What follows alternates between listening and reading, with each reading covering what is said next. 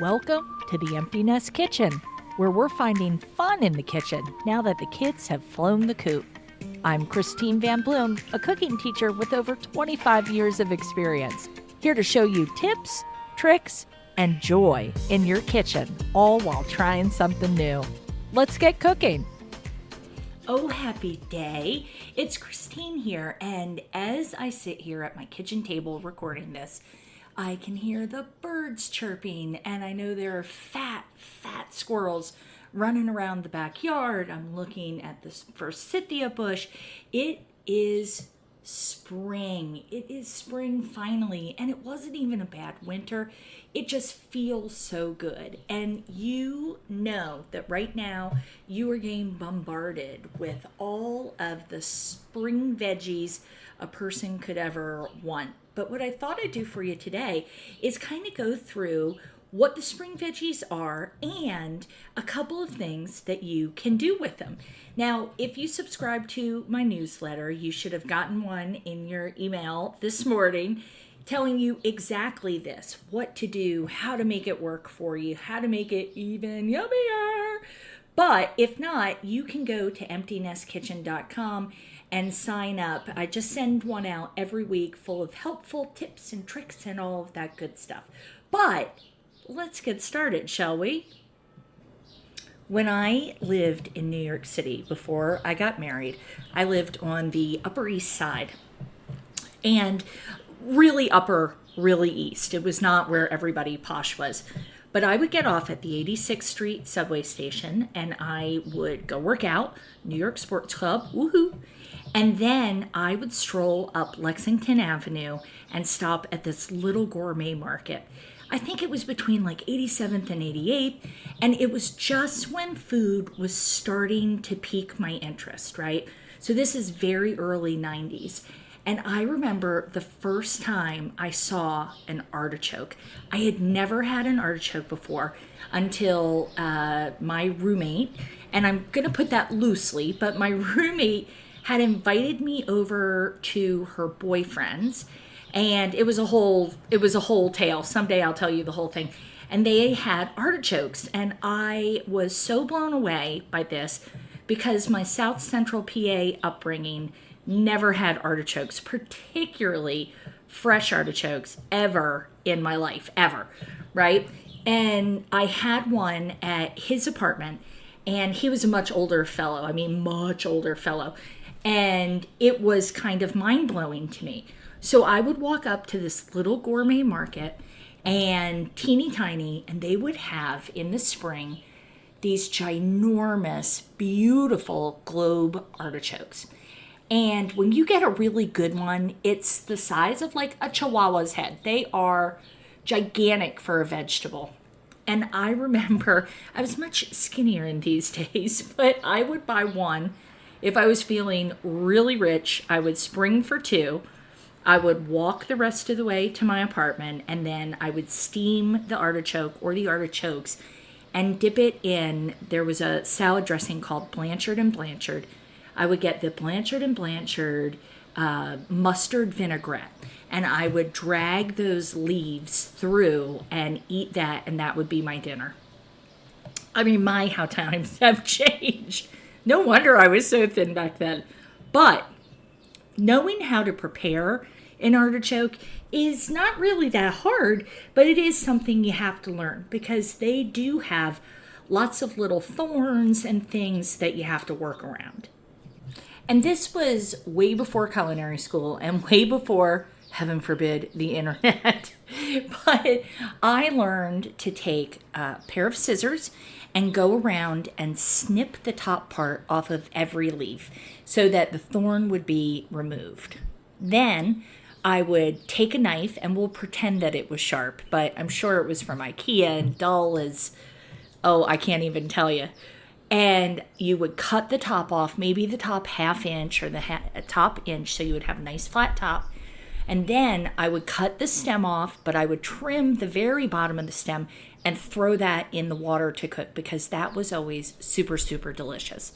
Then I'd throw it in a pot. It would rest flat on the bottom. I'd put maybe an inch in, and I would pop the lid on and simmer it so that it would steam. And I'm thinking it was like 20, 30 minutes that it would go. And I would try to pull one of the outermost leaves off, give it a scrape. You kind of scrape it against the teeth, your top teeth, to pull that off to see if it was ready. Then I'd pluck that little stem out, cut that up, eat that, and have it with my dressing. And I would just dip and scrape and dip and scrape. And it would go that way until you would get to the choke, which is kind of the fuzzy part that rests on top of the heart that we know. And you would cut that out, and then you would cut the heart and eat that. And it was just so fantastic. And it was a really economical meal, even though it felt like I was spending a fortune because the artichoke itself was pricey. But I loved that, and that's how I learned about artichokes. But you can also buy baby artichokes, and I just want to say 30 plus years later, our artichoke selection is a little better. But you can buy baby artichokes, and we do something we call turning with those, where you take a knife and you turn the artichoke as you are cutting off all of the outermost layers around the bottom. The top, you kind of work that through. You take the top off, you dig out the choke, bazumba, there you are. You've got the whole thing ready for you. So when I do artichokes, if I'm doing a whole artichoke, I go super rustic. And really, artichokes for me, it's for about the next month. That is a real spring thing for the fresh artichokes, at least where I live here in Maryland. But of course, you know, you can get frozen artichokes, and you can get marinated artichokes, and you can get canned artichokes. So if the whole big singular artichoke is a little daunting for you, get some of those. And maybe, here's an idea, I avoid the marinated artichokes unless I'm putting them on a cheese board or a charcuterie plate or something along those lines, just because they have a lot of flavor. So I don't typically, if I'm doing a pasta or something, I don't typically want to have that marinade flavor in that. If you do, awesome, go for it, super easy. But if you don't, go with the canned, drain them, or go with the frozen. But if you're feeling brave, go ahead and snag some of those baby artichokes when you see them and look up how to turn them. They're really easy to do, I promise. Make sure your knife is sharp. Take your knife to the sharpener. You know you should do it. But make sure your knife is sharp and give that a try. Or even a little hollandaise. Oh, I know it's so naughty, but a little hollandaise, especially if you're making it from scratch, and you know you can do it in a blender. It takes no time if you're doing it in a blender. But dipping those artichoke leaves in that hollandaise and giving it that scrape on your teeth, it is a delight. Alrighty, so moving on, we all know the big spring kahuna, and that is asparagus. You can't have spring without asparagus. And truthfully, even though I never had it growing up, found out later my mom hated it, I love asparagus. I actually really love it roasted most of all, and you can't over roast it because it gets a little soggy on you. But asparagus is easy breezy. And I do not love the little skinny asparagus. I want a fat spear of asparagus. You can take a veggie peeler after you cut the very bottom off, maybe a 1/4 inch, right? When you buy this, if your grocery store is doing the work, they're going to have it in a tray that has a little bit of water in the bottom of it. And that keeps the asparagus nice and fresh, just like fresh flowers, right? So when you get home, you can cut the very bottom off, 1/4 inch, and then I'll take, if I have those big chunky spears, I will take a veggie peeler and peel maybe the bottom 3-4 inches off, just to make it nice and tender. Because sometimes when they're thicker like that, it can have a little tougher outside. Now, do not, and I repeat, do not try to do that with the pencil-like asparagus, because you're going to end up with nothing. That is going to be fine. When you get home, if you're not going to eat it that day, I do like to store it just like it's flowers, and I will, after I cut that bottom off, pop it in a glass with maybe an inch of cold water and store it in the fridge. That's going to help keep it nice and fresh for you. So what can you do with asparagus? I still remember my mother-in-law making an asparagus soup one Easter. She had gotten the recipe out of the Times, and it was delicious. I remember it was really good. And that was when I was first exposed to asparagus, right? It doesn't have to be anything complicated. You would saute some onions or shallots. I would probably do butter, but maybe even a little olive oil. Saute that till it gets nice and soft, not brown. Then throw in asparagus and cook the asparagus until it's tender. Not crisp tender, but tender.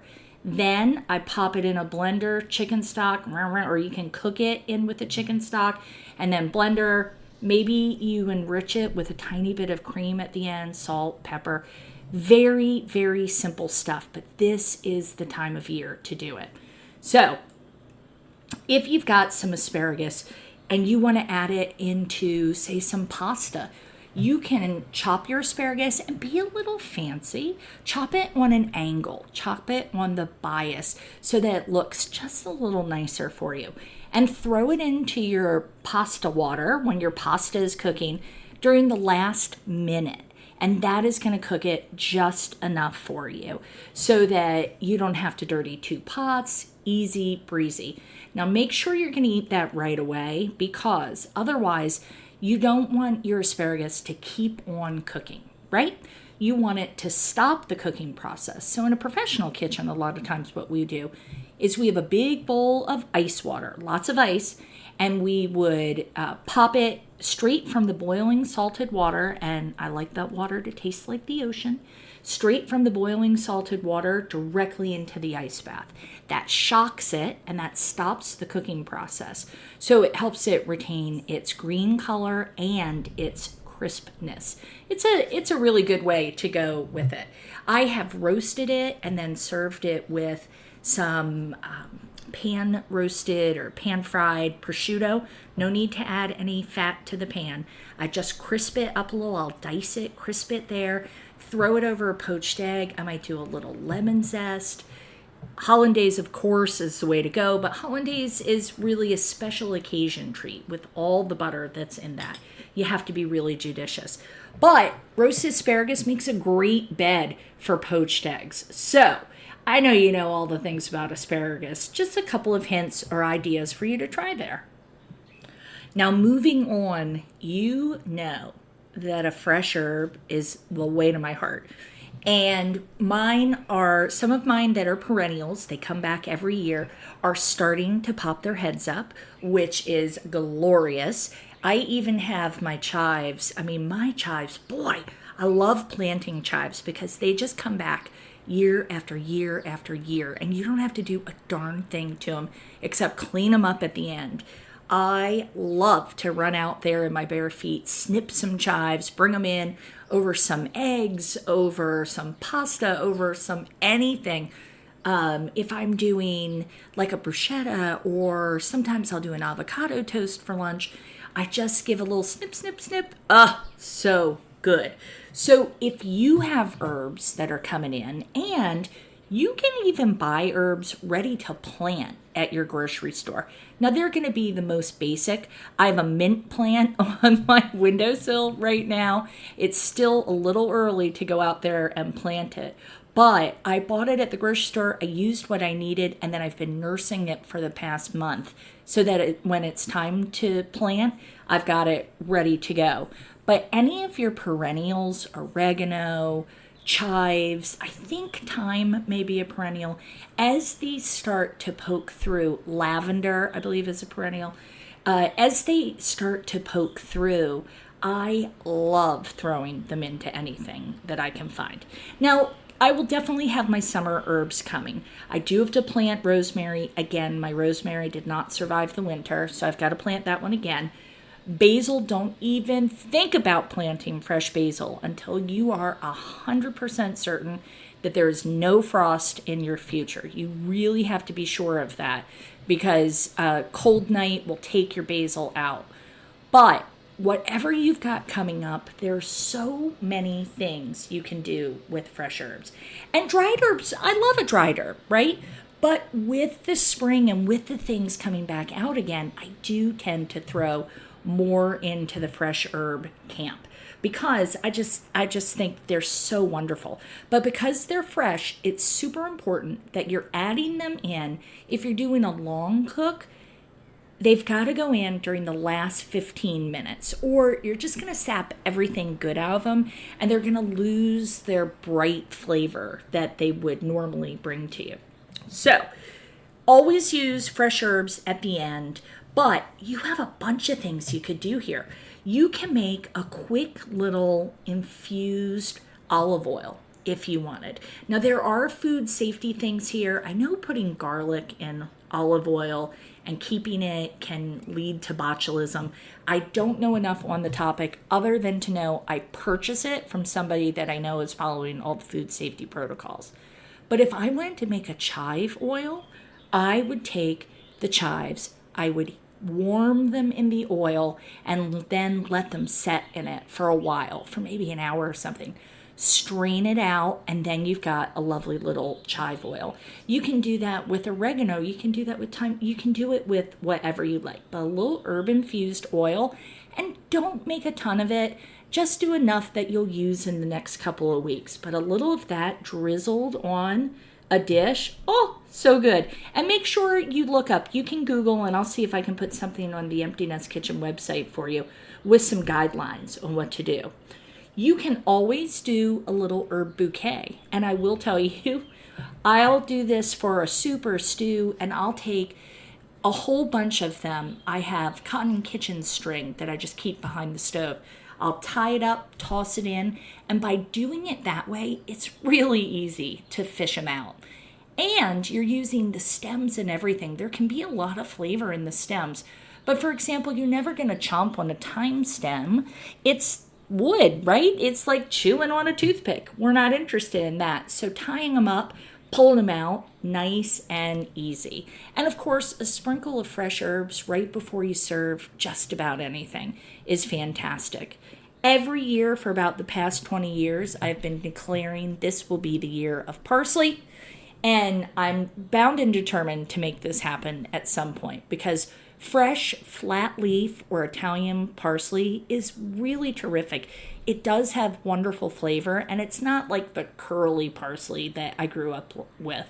I remember we would occasionally go out to eat, and I grew up not too far away from Pennsylvania Dutch country, and you always got a bright red spiced apple ring and a little sprig of parsley. And my dad always made me eat the parsley because he said it would give me fresh breath. I think he was trying to tell me something, but I'm not sure. But I always hated that. Fresh, flat leaf parsley, much better flavor for us. And those are just a couple of examples of gorgeous, fresh things that are coming out this spring. So I will tell you that I am doing a class this Saturday, April 5th at 11 a.m. Eastern Time, and that is with AARP Maryland. And this is a free class. AARP sponsors this. I don't know if you've ever done this, but they are so much fun. And it's not just because I love teaching them so much. We get really big crowds for it. It is a lot of fun, but I am doing my eggs with ricotta and fresh chives. It's one of the recipes. Class is an hour long. I'm going to put a link in the show notes, or you can just Google AARP cooking classes. They have tons of cooking classes all over the country, all sorts of different topics, but mine is going to be Saturday the 5th, and I would love to have you there. If you want to learn a little about working with fresh chives, there are a couple of other things on the menu as well. My famous cappuccino chip muffins, and I have a little recipe I created that just makes 4 muffins. It's the perfect number of muffins, because empty nesters, we don't need a dozen muffins at all times. So I hope you can join me for that. And that's it for this week. So grab some fresh spring veggies, grab some gorgeous spring herbs, and of course, I'll see you in the kitchen.